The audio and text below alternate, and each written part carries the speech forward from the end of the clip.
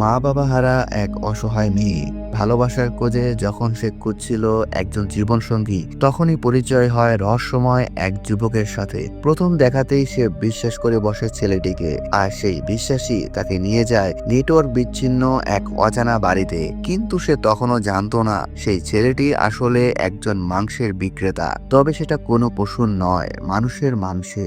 এভাবেই সে আটকে যায় মানুষ খেকোর শয়তানের বাড়িতে। এরপর কি ঘটলো তার সঙ্গে, সেই ভয়ঙ্কর গল্প জানতে ভিডিওটা শেষ পর্যন্ত দেখো, কারণ হয়তো এটাই হতে যাচ্ছে তোমার দেখা সবচেয়ে ভয়ঙ্কর গল্প।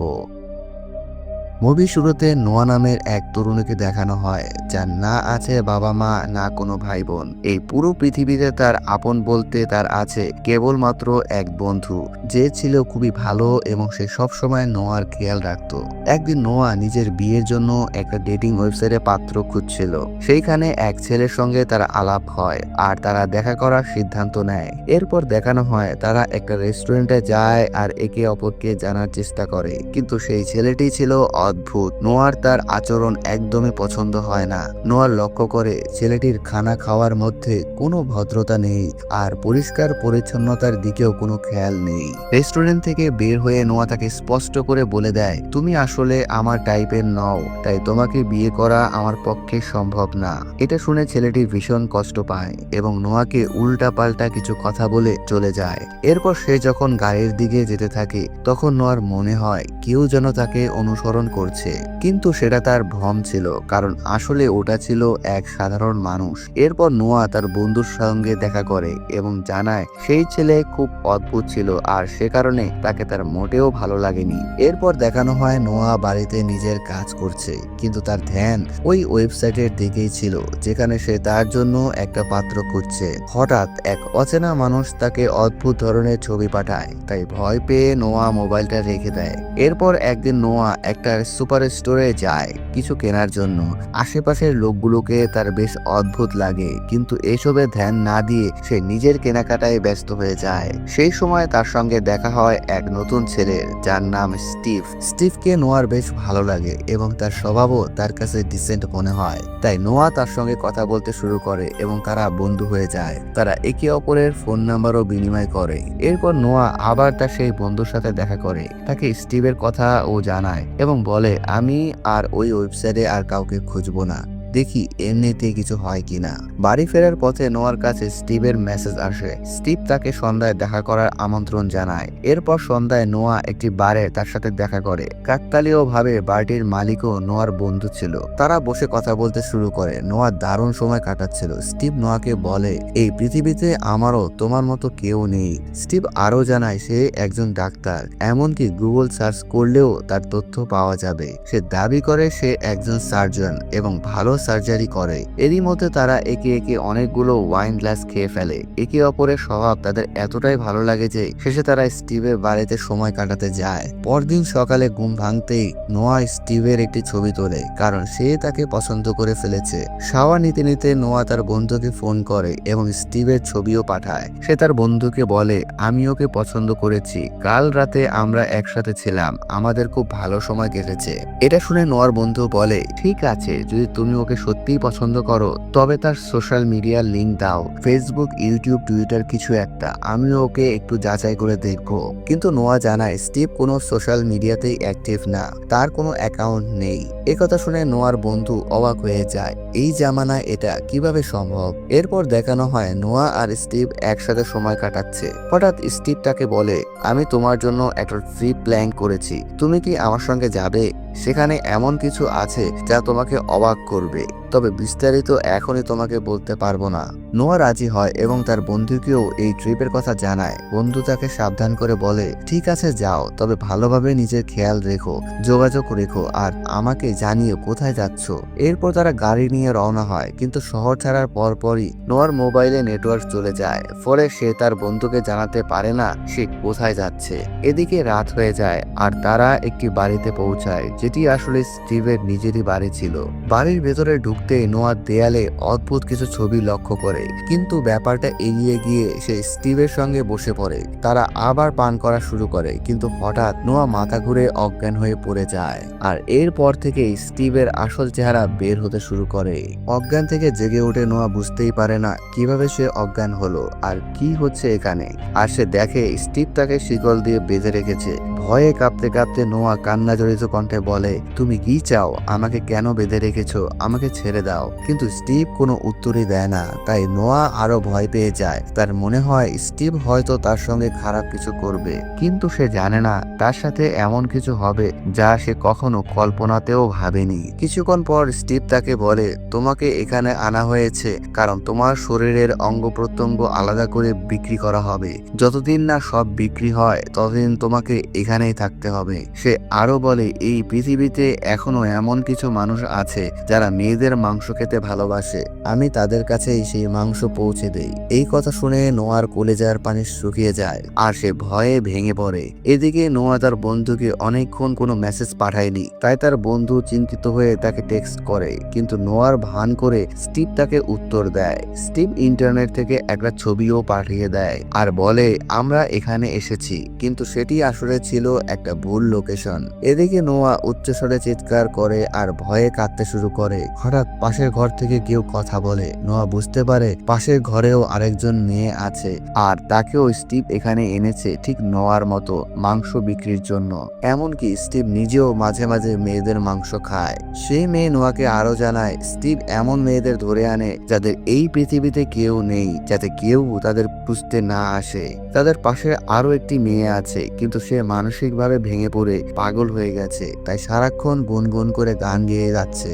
এদিকে নোয়ার বন্ধু আরো চিন্তিত হয়ে পড়ে। তার মনে হয় কিছু একটা গড়বড় হয়েছে, তাই সে গুগলে স্টিভ সম্পর্কে খোঁজ দিতে শুরু করে, কিন্তু সেখানে স্টিভ নামে কোনো ডাক্তার বা সার্জনের খোঁজ মেলে না। তখনই তার মনে সন্দেহ হয় যে আসলে নোয়ার ফোনে অন্য কেউ কথা বলছে। সে দেখে স্টিভ যে ছবিটা পাঠিয়েছিল সেটা আসলে ইন্টারনেট থেকে নেওয়া। এতে তার সন্দেহ আরো গভীর হয়। সে বুঝতে পারে নোয়া নিশ্চয়ই কোনো বিপদে পড়েছে। আর এদিকে স্টিভ একে একে মেয়েদের শরীরের মাংস কেটে তা বিক্রির জন্য প্যাক করছিল। স্টিভ শুধু মেয়েদের মাংসই বক্সে দিত না, তাদের ছবি ও জিনিসপত্রও একসাথে বক্সে ভরে দিত, যেন যারা মাংস খাবে তারা আরো বেশি আনন্দ পায়। পরে সেই বাক্সগুলো পৌঁছে দেওয়া হতো ক্রেতাদের কাছে। এদিকে একসময় নোয়া স্টিভকে বলে, আমাকে শাওয়ার নিতে হবে। তাই স্টিভ তাকে উপরতলায় নিয়ে যায়, কিন্তু নোয়া সুযোগ খুঁজতে থাকে পালিয়ে যাওয়ার জন্য। হঠাৎ এক ফাঁকে সে পালানোর চেষ্টা করে, কিন্তু স্টিভ দ্রুত তাকে ধরে ফেলে। স্টিভ তাকে মাটিতে আছড়ে ফেলে, ফলে নোয়া আবার অজ্ঞান হয়ে যায়। অচেতন অবস্থায় নোয়ার মনে হয় যেন তার শরীর থেকে কিছু বের করে নেওয়া হচ্ছে। আসলে স্টিভ তাকে ইঞ্জেকশন দিয়ে অজ্ঞান করে অপারেশন করছিল, সেই নোয়ার নিচের অংশ কেটে ফেলার শাস্তি হিসেবে, কারণ নোয়া পালাতে চেষ্টা করেছিল। এদিকে নোয়ার বন্ধু যায় সেই বারে যেখানে নোয়ার সঙ্গে স্টিভের প্রথম দেখা হয়েছিল। বার মালিকের কাছ থেকে সে স্টিভের কার্ডের তথ্য জোগাড় করে। এভাবে সে জানতে পারে যে স্টিভ আসলে তার আসল নাম নয়। সোশ্যাল মিডিয়ায় খুঁজে সে স্টিভকে খুঁজে পায় না, তবে খোঁজ মেলে তার স্ত্রী আর বাড়ির ঠিকানার। এদিকে নোয়া সার্জারি যন্ত্রণায় কাতরাচ্ছিল। তখন স্টিভ আসে এবং আরেকটি মেয়েকে ধরে নিয়ে যায় মাংস কাটার জন্য। নোয়া সেখানে রাখা একটা ম্যাগাজিন পড়তে শুরু করে। সেখানে লেখা ছিল, যদি তুমি এই ম্যাগাজিন পড়ছো তাহলে বুঝতে হবে স্টিভ তোমাকে পছন্দ করেছে, আর তুমি যদি সুযোগ পাও এখান থেকে পালিয়ে যেতে পারবে। এটি লিখেছিল এক মেয়ে যাকে স্টিভ নোয়ার আগেই এখানে বন্দি রেখেছিল। এরপর নোয়া পাশের ঘরের মেয়েকে ডেকে বলে, স্টিভকে এক ভয়ঙ্কর মৃত্যু দেওয়া উচিত, আর যারা আমাদের মাংস খেয়ে আনন্দ পায় তারাও যেন একই শাস্তি পায়। অন্যদিকে নোয়ার বন্ধু পৌঁছে যায় স্টিভের স্ত্রীর বাড়িতে। সে বার মালিককে বলে, আমি এখন ওর স্ত্রীর বাড়িতে যাচ্ছি, যদি আমি না ফিরি এই ঠিকানায় চলে আসবে। পরে নোয়ার বন্ধু স্টিভের স্ত্রীকে জানায় যে তার স্বামী নোয়াকে নিয়ে গেছে এবং সে নিখোঁজ। কিন্তু স্ত্রী উত্তর দেয়, আমার স্বামী এমন কাজ করতে পারে না, তুমি ভুল ভাবছো। এদিকে নোয়া হঠাৎ স্টিভকে জিজ্ঞেস করে, মানুষের মাংস কেমন স্বাদ হয়, খাওয়ার পর কেমন লাগে? স্টিভ অবাক হয়ে যায় এই প্রশ্ন শুনে, তবে সে দাবি করে মানুষের মাংসের স্বাদের মতো সুস্বাদু আর কিছুই নেই। এদিকে নোয়ার বন্ধু স্টিভের স্ত্রীর সঙ্গে কথা বলছিল। ঠিক তখনই সে এমন ভান করে যেন নোয়ার বন্ধুকে চিনতেই পারছে না। বন্ধুটি গোপনে নোয়ার নাম্বার ডায়াল করে। ফোন বাজতে স্টিভ সেটা রিসিভ করে। করে। এর মানে পরিষ্কার, নোয়া সত্যি স্টিভের হাতেই বন্দী। হঠাৎ স্টিভের স্ত্রী পেছন থেকে আক্রমণ করে নোয়ার বন্ধুকে অজ্ঞান করে ফেলে। পরে স্টিভ নোয়ার কাছে গিয়ে প্রশ্ন করে, তুমি কেন মানুষের মাংসের স্বাদ নিয়ে জানতে চাইছিলে? নোয়া শান্ত গলায় বলে, শুধু জানতে চেয়েছিলাম সত্যি কি এতটা সুস্বাদু যে মানুষ সেটা খেতে চায়। স্টিভ আর কিছু না বলে বিষয়টা এড়িয়ে যায় এবং নোয়ার পাশে তার কাপড় রেখে বেরিয়ে যায়। তখনই প্রকাশ পায় আসল রহস্য। স্টিভের স্ত্রী আসলে শারীরিকভাবে প্রতিবন্ধী, আর তাকেও স্টিভ এভাবে কোথাও থেকে ধরে এনেছিল আর পরে তাকে বিয়ে করেছিল।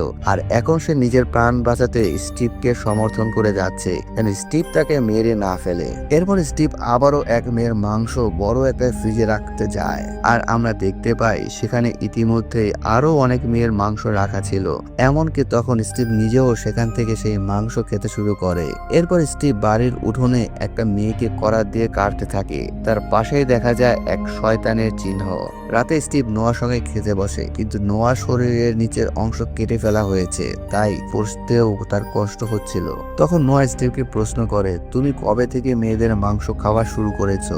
স্টিভ উত্তর দেয়, আমি প্রথমবার 19 বছর বয়সে এক মেয়ের মাংস খেয়েছিলাম, আর সেটা এতটাই উপভোগ্য ছিল যে আমি কাউকে বলতে পারিনি। পরে আমি আরো অনেককে খুঁজে পেলাম যারা আমার মতো মেয়েদের মাংস খেতে ভালোবাসে। তখন বুঝলাম এই দুনিয়ায় এ ধরনের মানুষ আছে। সে আরো জানায়, ওরা সাধারণ মানুষ নয়, ওরা অনেক ধনী লোক, তাই আমি যে দামি চাই ওরা তাই দেয়। এরপরে স্টিভ নোয়াকে মানুষের মাংস দিয়ে তৈরি একটা আইটেম খাওয়ায়। নোয়া কষ্টে কোনো রকমে সেটি খায় এবং ভান করে বলে, স্বাদ তো একেবারে যেমন তুমি বলেছিলে, অসাধারণ। আসলে নোয়া এসব করছিল কেবল স্টিভের আস্থা অর্জনের জন্য। একই সময় দেখানো হয় সেই ভয়ঙ্কর লোকগুলোকে যারা তরুণী মেয়েদের মাংস খেয়ে আনন্দ পায়। তাদের খাবারের প্লেটেও ওই একই শয়তানের চিহ্ন ছিল যেটা স্টিভের বাড়ির বাইরে ছিল। এরপর স্টিভ নোয়াকে আবারও ঘরে রেখে এবং তার বন্ধুকে নিয়ে যায় তার মাংস কাটার জন্য, কিন্তু নোয়া তখনও এটা জানতো না। ঘরে ফিরে নোয়া বমি করতে শুরু করে। নিজের ভেতরেই অদ্ভুত এক অনুভূতি হচ্ছিল, কারণ সে মানুষের মাংস খেয়েছিল। এদিকে স্টিভ নোয়ার বন্ধুর সার্জারি করে তার মাংস আলাদা করে ফেলে। পরে আবার নোয়ার কাছে ফিরে এসে তাকে নতুন কাপড় দেয় এবং বলে, আজ রাত আমরা একসাথে ডিনার করব। নোয়াও ভান করে রাজি হয়, কারণ সে আসলে পালানোর চেষ্টা করছিল। সে সাজগোজ করে এক মিথ্যা হাসি নিয়ে স্টিভের কাছে আসে। আজ স্টিভ তাকে সেই পাগল মেয়েটির মাংস খাওয়ায় যে সারাক্ষণ গান গাইতো। তারপর স্টিভ তাকে একটি কাঠের দেওয়াল দেখায়। সেখানে মৃত মেয়েদের জিনিসপত্র বাক্সে ভরা ছিল, কারণ ক্লায়েন্টরা শুধু মাংসই নয়, সেই জিনিসও চাইতো যাতে মেয়েটির স্মৃতি তাদের কাছে থেকে যায় যার মাংস তারা খাচ্ছে। নোয়া তখন স্টিভকে জিজ্ঞেস করে, আমার জিনিসপত্র কোথায়? স্টিভ উত্তর দেয়, আমি এখনো তোমার জিনিস রাখিনি, কারণ তোমাকে শেষ করার কথা এখনো ভাবিনি। তখন নোয়া তার বন্ধুর ফোন দেখতে পায় এবং বুঝতে পারে তার বন্ধুকেও এখানে বন্দি করে রাখা হয়েছে। তাই সে ভীষণ ভেঙে পড়ে আর ভেতর থেকে কেঁদে ওঠে, কিন্তু নিজেকে সামলে আবার খেতে বসে। খাওয়া শেষে তারা নাচতে শুরু করে, আর এক সময় তারা আরো অন্তরঙ্গ হতে শুরু করে। আর সেই সময় নোয়া সুযোগ বুঝে আচমকা স্টিভের সিক্রেট পার্ট কেটে দেয় আর তার পুরো চোখে টুথপেস্ট ঢেলে দেয়। স্টিভ যন্ত্রণায় ছটফট করতে থাকে। এই সুযোগে নোয়া চাবি হাতে পায় এবং তার বন্ধু ও অন্য মেয়েটিকে মুক্ত করে। সেই মেয়েটির এক পা ছিল না, তাই তারা তাকে লিফটে করে উপরে তুলছিল, কিন্তু হঠাৎ সেখানে হাজির হয় স্টিভ, আর সে তাদের আটকে দিতে চায়। তখন নোয়া এবং তার বন্ধু মিলে স্টিভকে আক্রমণ করে আহত করে ফেলে, কিন্তু স্টিভ আবার জেগে উঠে নোয়াকে মারতে থাকে। তখন অন্য মেয়েটি নোয়াকে বাঁচায়। এরপর মেয়েরা একসাথে মিলে স্টিভকে ভয়ঙ্কর ভাবে শিক্ষা দেয়। এদিকে বার মালিকও নোয়ার বন্ধুকে খুঁজতে খুঁজতে বাড়ির বাইরে পৌঁছে যায়। মেয়েরা তখন বাড়ি থেকে বেরিয়ে পালাচ্ছিল। ঠিক সেই সময় স্টিভ বন্দুক হাতে হাজির হয়। সে চারদিকে মেয়েদের খুঁজতে থাকে, কিন্তু ততক্ষণে মেয়েরা লুকিয়ে পড়েছিল। স্টিভের স্ত্রী ভেতরে মেঝেতে রক্ত দেখতে পায়। তখন সে বুঝে যায় মেয়েরা পালিয়ে গেছে।